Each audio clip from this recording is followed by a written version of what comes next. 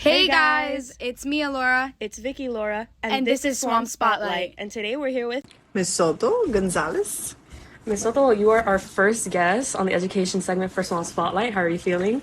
Feeling very honored that you guys chose me. We're happy to have you. So, you are the head of the law enforcement magnet.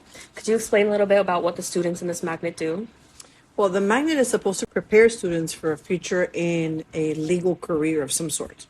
So they can have different avenues if they could want to be maybe an attorney, a judge, a police officer, some sort of law enforcement. So they have different various fields they could go into, and the academy is the magnet, is supposed to prepare them for those different legal careers. Okay, well, I have a follow-up question for you. How would you say your regular day-to-day activities go as a law magnet teacher? Well, as a law teacher, I teach the comprehensive law courses to the ninth graders or the incoming ninth graders. So I try to give them I call it a survey class where we kind of talk a little bit about the different areas of law. We cover criminal law, civil law, family law, all those types of laws. So I try to teach a little bit of that, but I'm also planning things for the magnet as much as I can. So I try to plan field trips. I try to plan guest speakers. I try to plan events. So I'm constantly taking on and off many different hats. So you got a lot on your plate. Yes. Well, the Law Society, now it's a Law Honor Society, but the Law Society that I sponsor is very much driven by the students and what they want to do and see. So we usually go to the law schools and we visit the law schools and we try to have guest speakers and go on different field trips. But it's the officers that kind of plan and organize and suggest places for us to go and things like that. So it's very much driven by them, yes. So all this talk about law and being motivated and inspired by law, where did you study law? Well, I went to FIU Law School. I did 1 year at FIU Law School, and then I decided that it was not for me. This was when I was 33 years old. I don't even want me to talk a little bit about, because I get a lot of my students ask me, like, why aren't you a lawyer? So I'll tell you the story since we have time now, right? Since I was little, I was always torn between being a lawyer and being a teacher. And people in my family would always say, oh, she's going to be una abogada. She's going to be a lawyer, or was it maestra? She's going to be a teacher. It was always one or the other.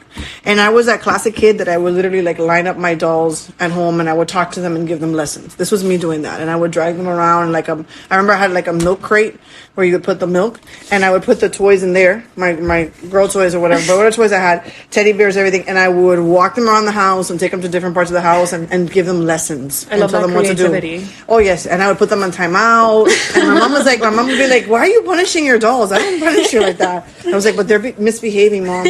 So I always had that in me, and then I always have had a sense of, I don't know how I would say this, but basically, a sense of justice. And when somebody is wronged or something is done wrong to somebody, it really irks me, and I feel the need to try to help that person out. Yeah, I get and that. I'll give you an example. And this started again since I was little.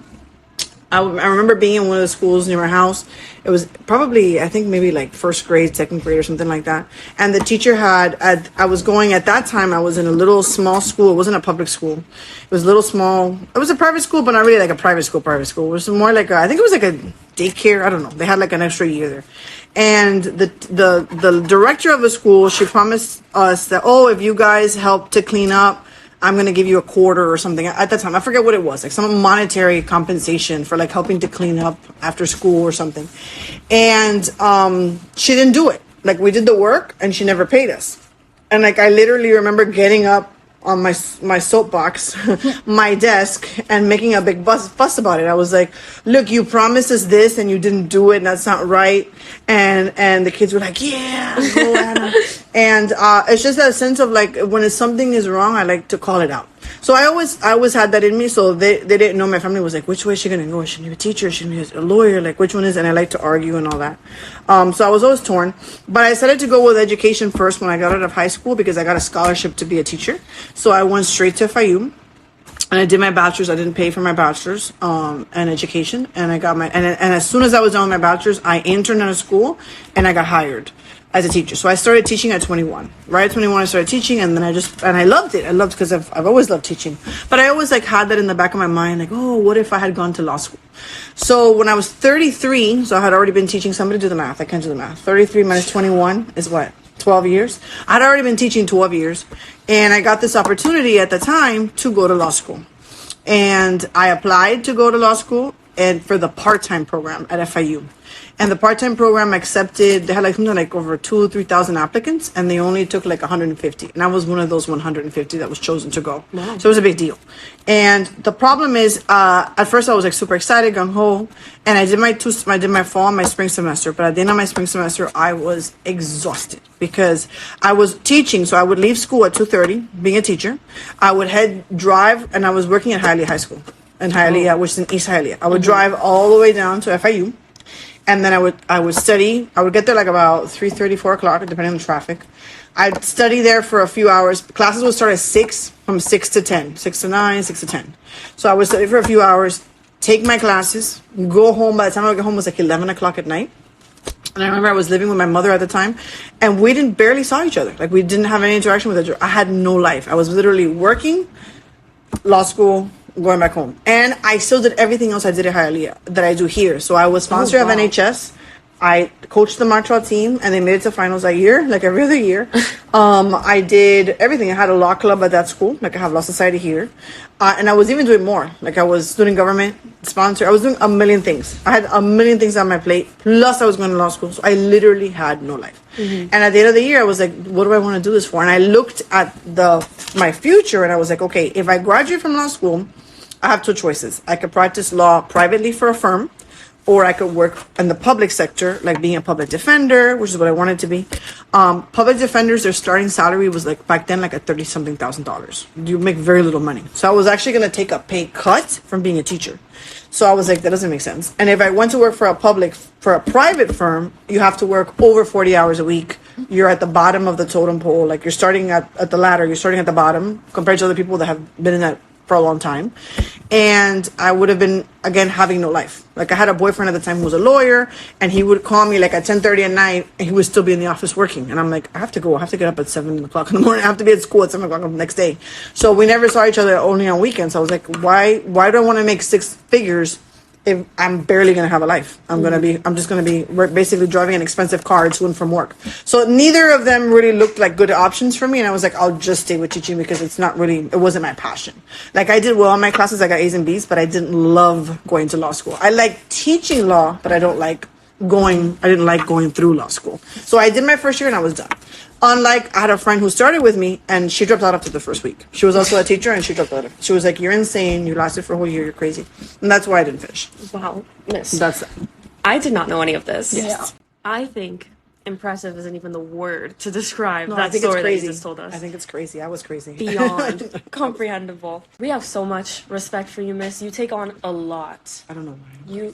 I'm a masochist. So you tell us that you also sponsored NHS and a law club at that SGA. And SGA. And SGA. So that's and the Pan American Club.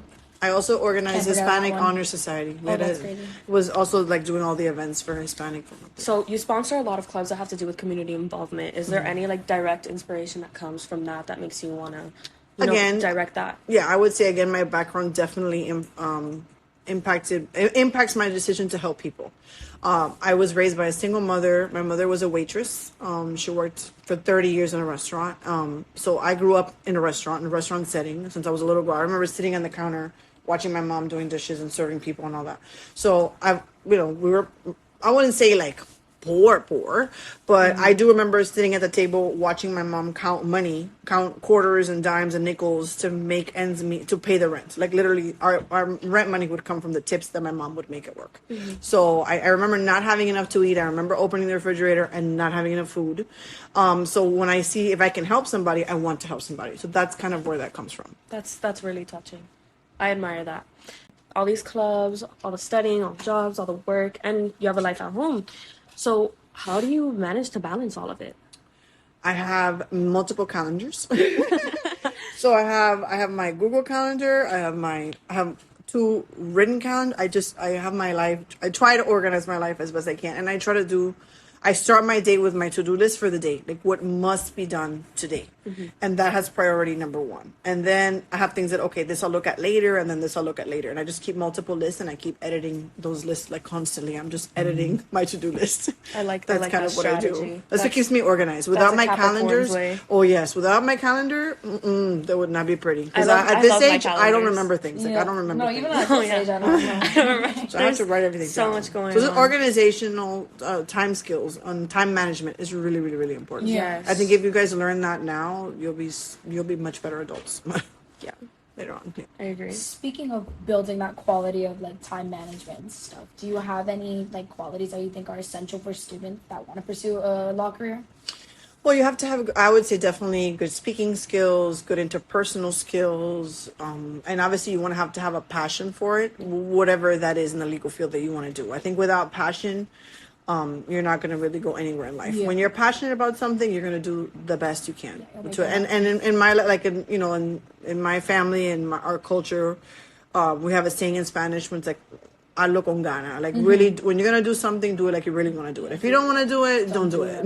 I don't, I don't believe in doing anything half. You know what? Like Yeah. it's either I do it 100% or I don't, Don't do do it. it at all. Yeah, yeah. So I want to circle back to the mock trial team. So Yes. you sponsor the mock trial team at your other school, and you sponsor the one here. So what would you say is your most memorable moment coaching the team? Oh my gosh, that's really hard. It really, I can't even.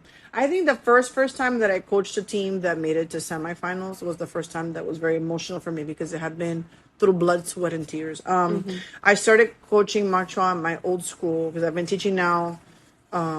I started when I was 21, and I'm going to turn 44, so it's 23, right? 23 years. Yeah. So I started coaching when about 2 years in, so 21 years ago, right? I cannot do math. I'm sorry, I'm not a teacher. Me So neither. 21 years I've been coaching mock trial. And the first, I would say, like 3 or 4 years that I did it, I had no idea what I was doing. Like I was learning as I went along.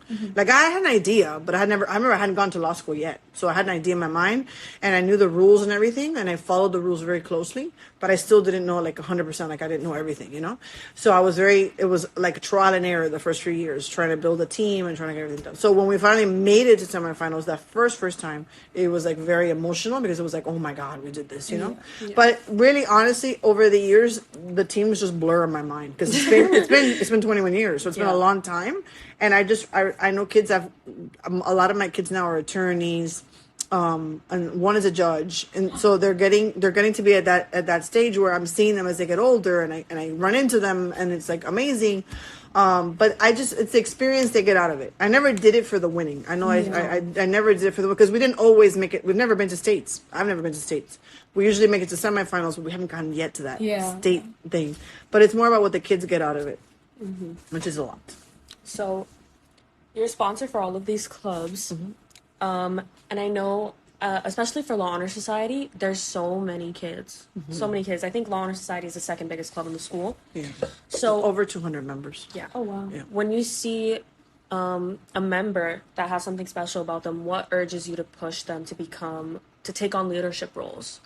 Well, I try to mentor students that I think that I see that they have that potential to be an officer, to do something great in whatever future career they want. I like to build, not to build. I like to build isn't the word.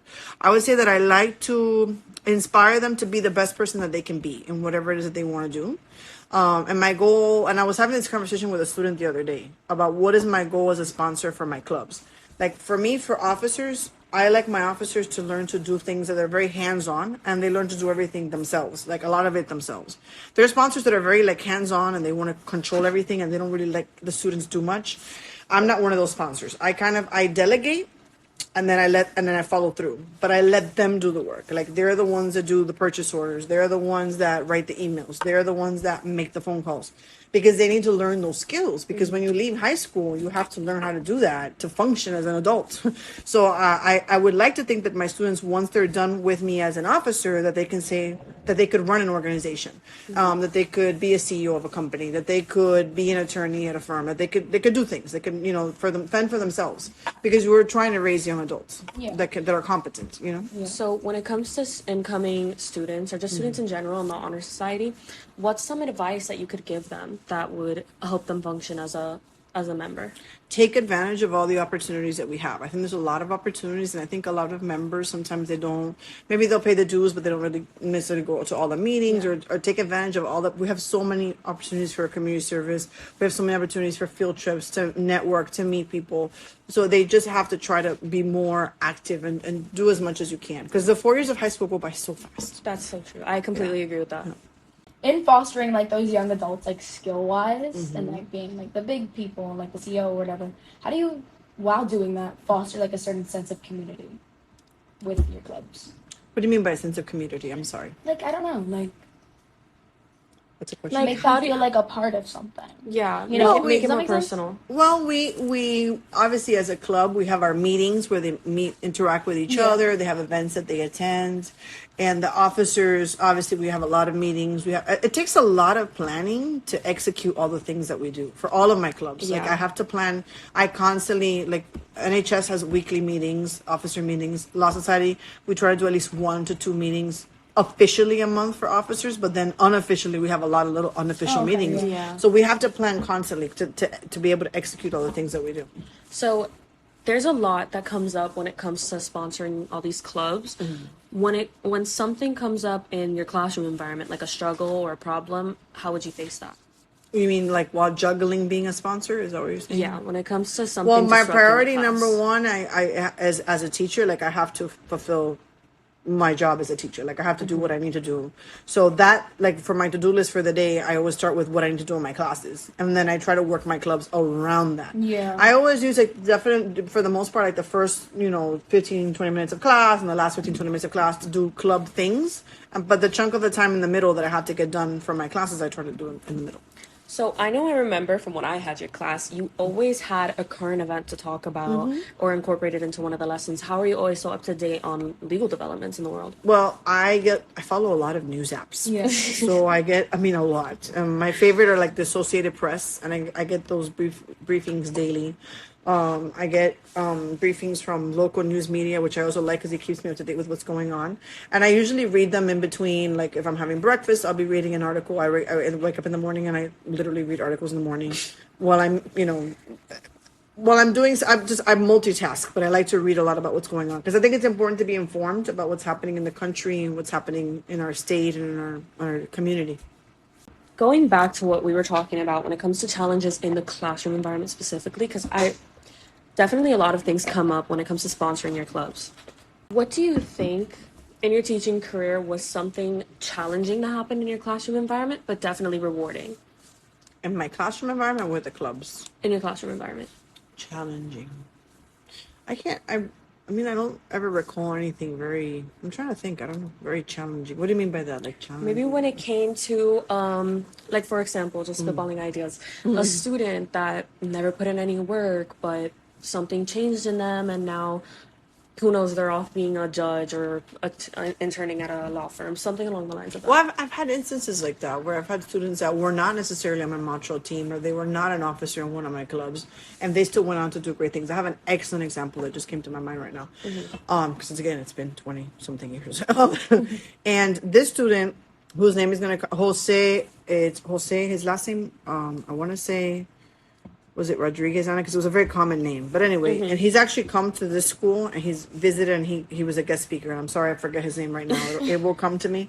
But when I had him in high school, he was in my comprehensive law class. He was a member of NHS, but he wasn't an officer in NHS. He wasn't an officer in my law club. He wasn't in mock trial. He wasn't in any of those things. He was just in my class, took my class, and he was an NHS member. And he did all those activities and stuff. Anyway, he graduated from high school. He ended up interning with the IRS. And then eventually he ended up becoming a lawyer. He worked privately, and now he's working, he's clerking with a judge, and he's actually clerking with the Supreme Court of the United States. Wow. This is his year clerking with the Supreme Court of the United States. Are you allowed to curse? Did you curse? She said shoot. That's funny. I was like, are you cursing this? And he was a first generation immigrant. And when I had him in school, I remember I didn't pick him because at that time he had like a very thick accent, and he was very smart. But for competitions, like you just couldn't have that at that time. and I didn't pick him for that, but he always loved doing law, and he would always keep in contact with me. So he would let me know, hey, Miss Soto, and he went to Miami, did honors for 2 years. He transferred to George Washington University in DC his second 2 years. So his bachelor's actually said from George Washington University. He got a full ride to all these schools. And then he went to law school at University of Miami down here. Yeah. And when he got into law school, because we always kept in touch, and he was actually one of the student lawyers that would come and teach at my school, because back then we had a partnership with the University of Miami and our school where the law students would come and teach my students like once a week, teach them classes and stuff. And he would actually came back to my classroom to teach my students. And this was a student who, again, was not an officer in one of my clubs. He was not in my matcha team, but he still stayed in contact with me. And in every milestone that he hit, I was at his wedding. I've met his child that he had, like all these things. Wow. And now he's clerking for the Supreme Court of the United States, and he made sure he saw me before he left to clerk. He started now in the fall, and when he's done, he said he was going to come back and tell me all about it. Aww. So yeah, so I still keep in contact with a lot of my students. That's really and they don't necessarily aren't ones that I had, as an officer position or anything like that. Yeah, mm-hmm. I think that's really touching. So we talked a little bit about how you get your inspiration for current events when it comes to teaching in your classroom. Yes. What role do you think technology plays when it comes to education these days, and how do you use it in your classroom setting? I'm not the most savviest person when it comes to technology, but I think it is important to use. More importantly, like obviously, good old, you're doing Google searches, you're researching stuff and all that. But I'm not one of the most techie people. I would say that I don't really use a ton of technology. Obviously I have PowerPoints, I interact with, the internet and things like that. But I'm trying to think, I'm not one of those teachers that goes crazy, like using Kahoots all the time or doing that kind of stuff. Like I'm not really like that. I don't do that. I feel like your method works a lot better than like just Kahoots. Cause like during COVID when it was just pure technology, like Zooms and things, I didn't really learn as much, absorb any content. But that's what they want to see us educators, and I'm putting in quotation marks, doing. Like they want to push more for using technology, like Kahoots and stuff like that. But I'm just not, like me personally, I don't learn that way. Yeah. So I don't really do that. I know I probably should incorporate more of it. Like I've done polls through Schoology, stuff like that. But I just don't really. I know, and it's bad on me. It's bad on me. Like I should try a little bit harder with technology. I should. I do think people are pushing that idea because technology is the future, so it would be smart to I have yet to use AI. Like that's like the thing. Like all the kids are like, oh, I just Chat GPT from like Snapchat. I don't even know Snapchat or whatever. I haven't even gone on to use it, so I don't even know how it works. Like I literally I'm one of those people. I'm sorry. I'm a dinosaur. A dinosaur. No, But I totally see it. Like I can definitely vouch for myself anyway. Like when I had your class, I learned way more than I did doing that. No shade, but before in my other law classes, I definitely learned more with your style of teaching. Thank you. So that about sums up all of our questions. But I have one more for you because I always do. So, as our first special guest, what message would you like to send to students and the school as a whole? What's one thing you want them to take away? Wow, that's a hard question. Deep question. That's a deep question. Ending with the stuff that matters. I think live the moment as a high school student. This is the most important time of your life. These 4 years are going to go by so fast. Try to be present and try to do as much as you can when you're here. Like you utilize everything that the swamp has to offer you. This school has a lot of resources for students, and it has a lot of different programs, and it has amazing teachers, and it has amazing programs. And I think if the students really tap into as much as they can, they're going to get the most out of it. Like your future is in your hands. Take control and take the steering wheel and do as much as you can, because it will go by so fast. And that's my biggest tip for students. I love that. I think that was such a good message to end off with.